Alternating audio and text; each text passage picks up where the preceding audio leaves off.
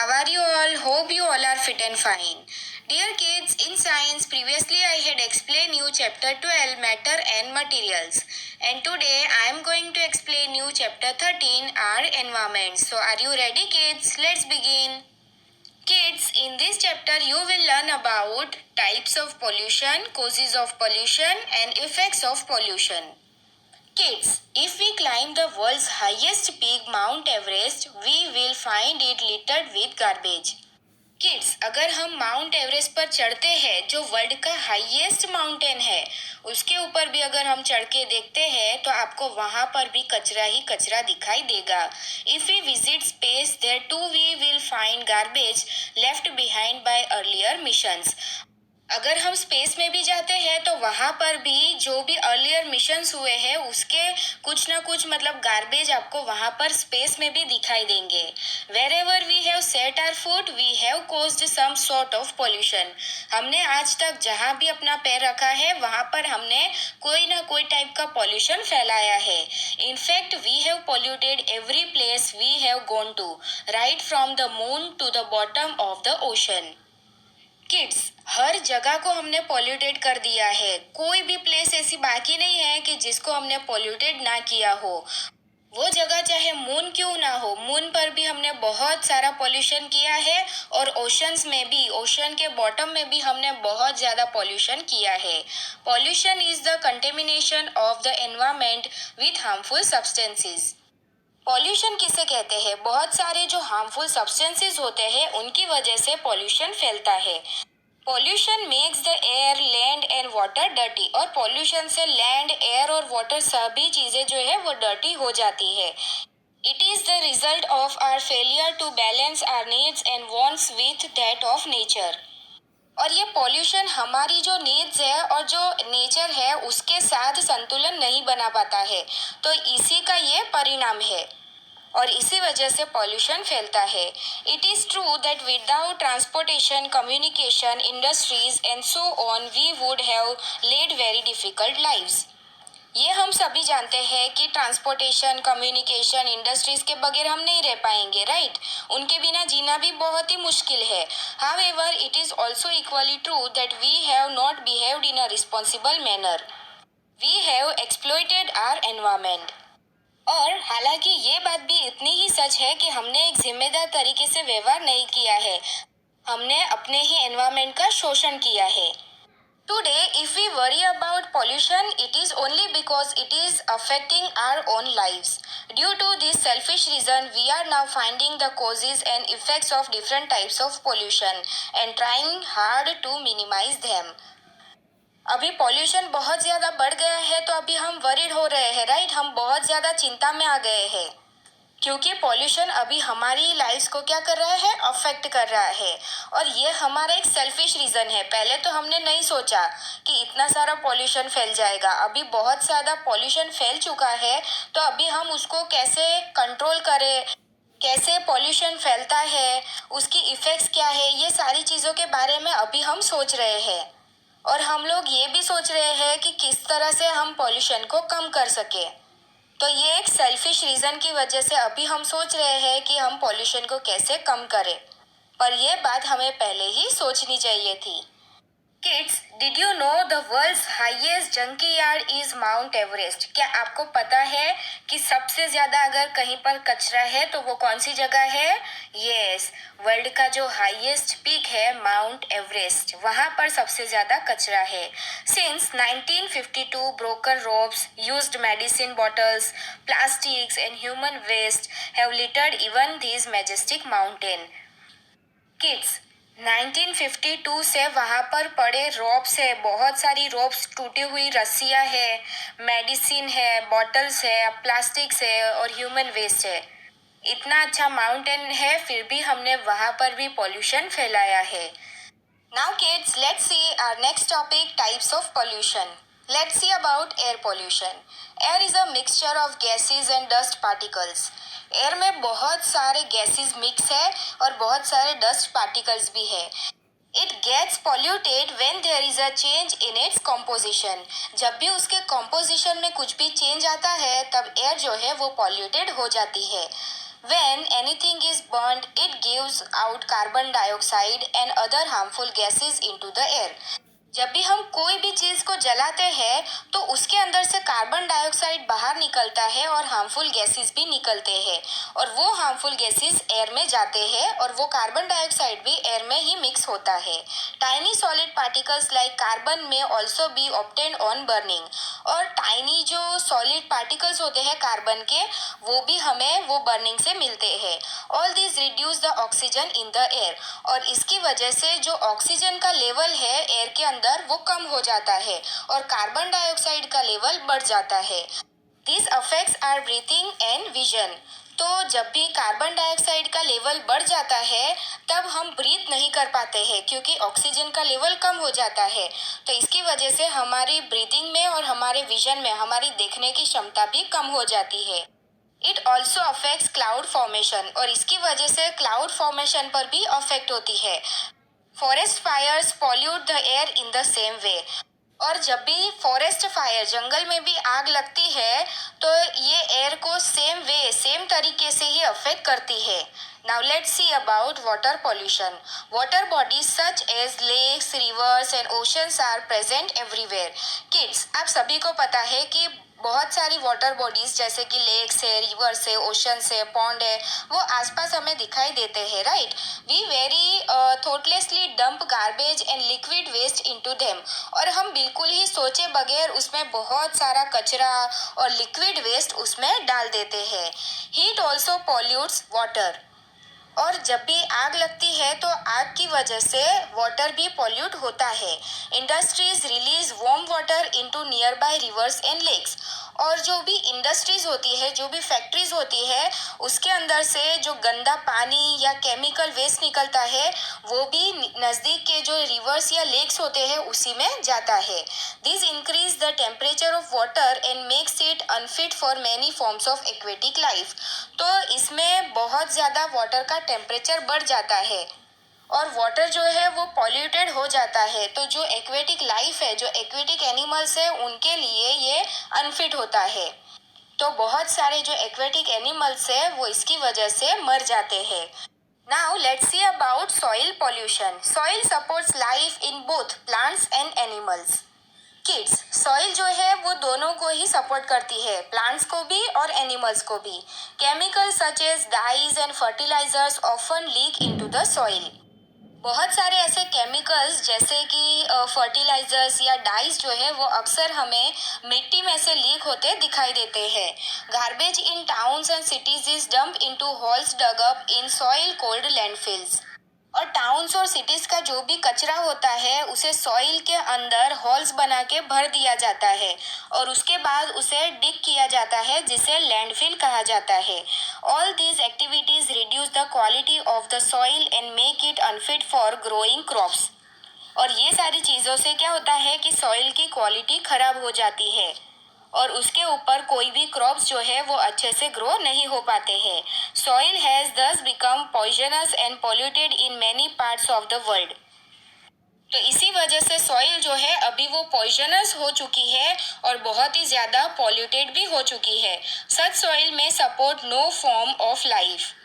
और ऐसे सॉइल पर कोई भी टाइप की लाइफ नहीं रह सकती है. वहाँ पर कोई एनिमल्स भी नहीं रह सकते हैं और ना ही उस पर कोई क्रॉप्स भी ग्रो हो सकते हैं. Now kids, some main causes of air, soil and water pollution are listed below. यहाँ पर किस वजह से pollution फैलता है, causes of pollution क्या है, जैसे एयर पोल्यूशन कैसे फैलता है, सॉइल पोल्यूशन कैसे फैलता है और वाटर पोल्यूशन कैसे फैलता है वो दिया गया है. Let's see about air pollution. तो automobiles, forest fires, destruction and construction of roads and buildings etcetera, industrial waste, burning of fuels.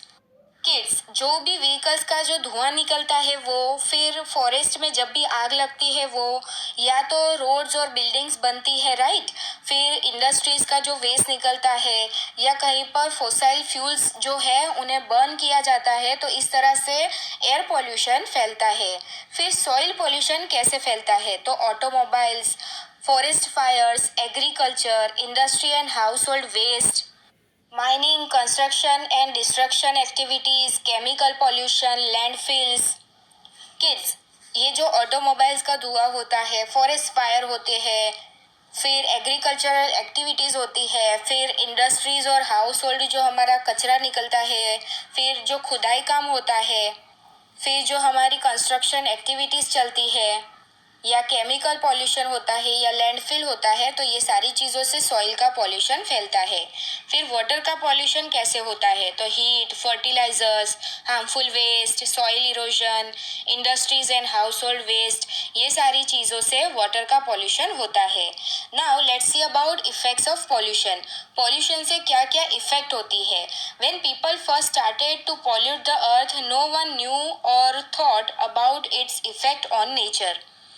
Kids, जब भी हम लोगों ने शुरुआत में अर्थ को पॉल्यूटेड करना शुरू किया, तब किसी ने भी ऐसा नहीं सोचा था कि इसकी नेचर के ऊपर क्या इफेक्ट होगी।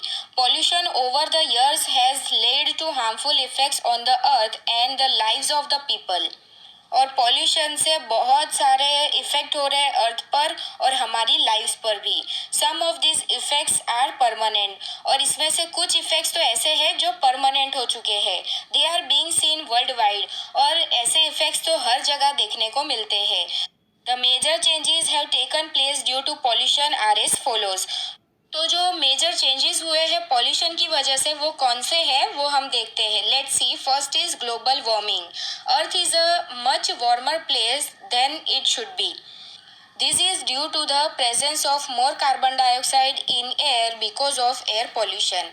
Kids, अभी अर्थ जितनी गर्म है उतनी पहले नहीं हुआ करती थी। अभी क्यों इतनी ज़्यादा वार्मर हो चुकी है? क्योंकि यहाँ पर कार्बन डाइऑक्साइड का लेवल बहुत ही ज़्यादा बढ़ चुका है, और एयर पोल्यूशन की वजह से अर्थ अभी बहुत ही ज़्यादा वार्म हो रही है। This carbon dioxide gas traps sun heats and does not allow it to escape. और ये कार्बन डाइऑक्साइड की वजह से सन की हीट और भी ज़्यादा ट्रैप होती है, और ये अर्थ की सरफेस पर आने के बाद वापस नहीं जाती है। This trapped heat warms the surface of the earth, resulting in green house effect. और ये जो सन की हीट है उसकी वजह से अर्थ की सरफेस क्या हो रही है, बहुत ही ज़्यादा वार्म हो रही है, जिसे हम ग्रीन हाउस इफेक्ट कहते हैं।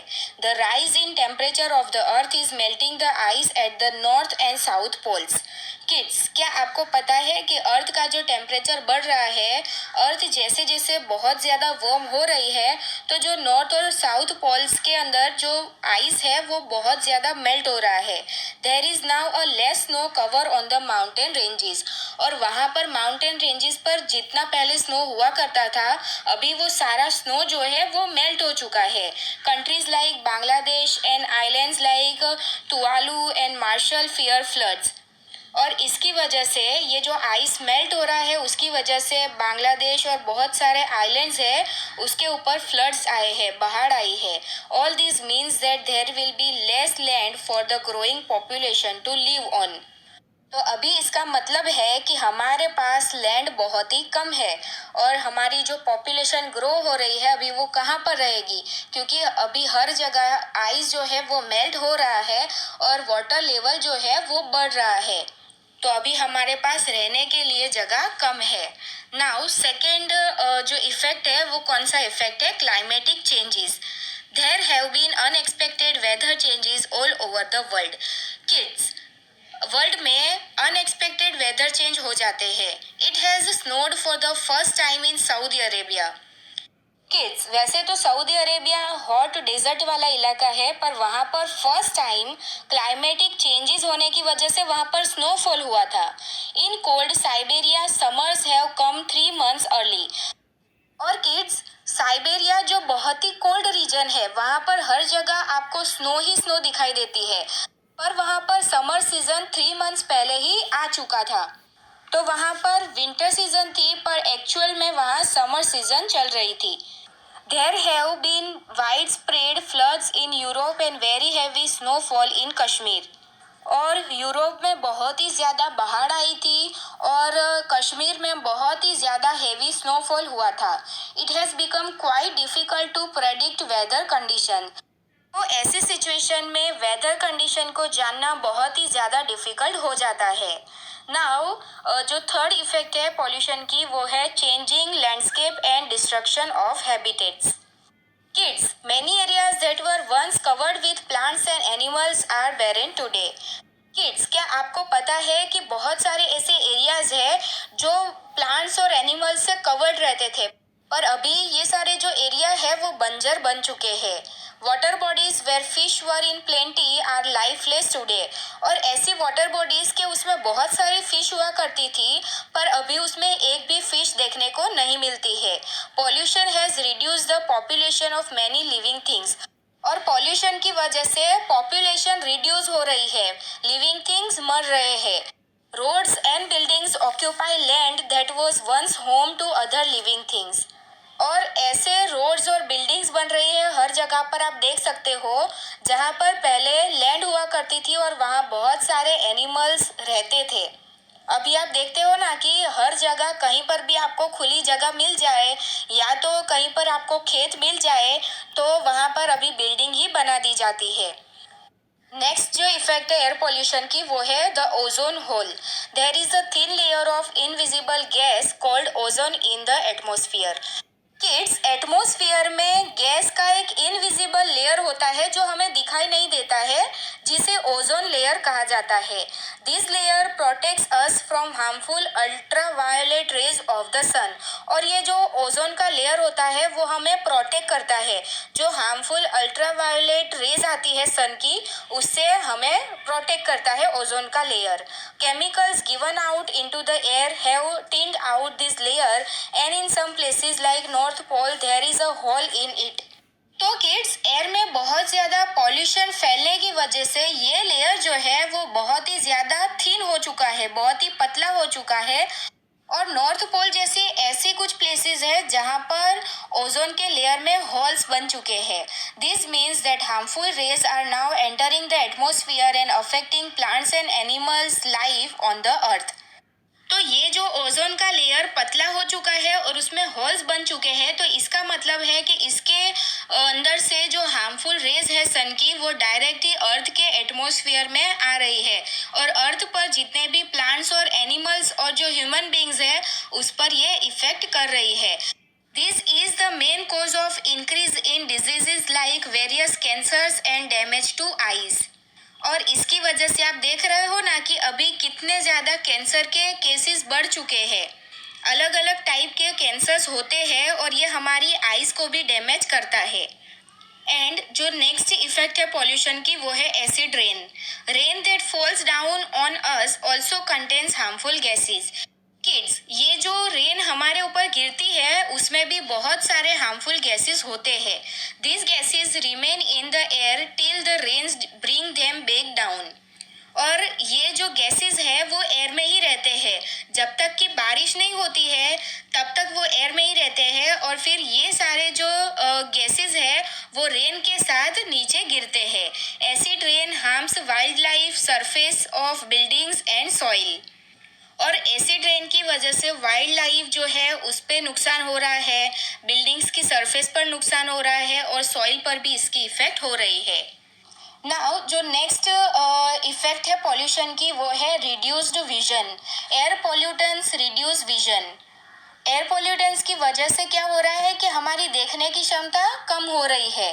डस्ट और dirt particles remain in the air and stops light from passing through.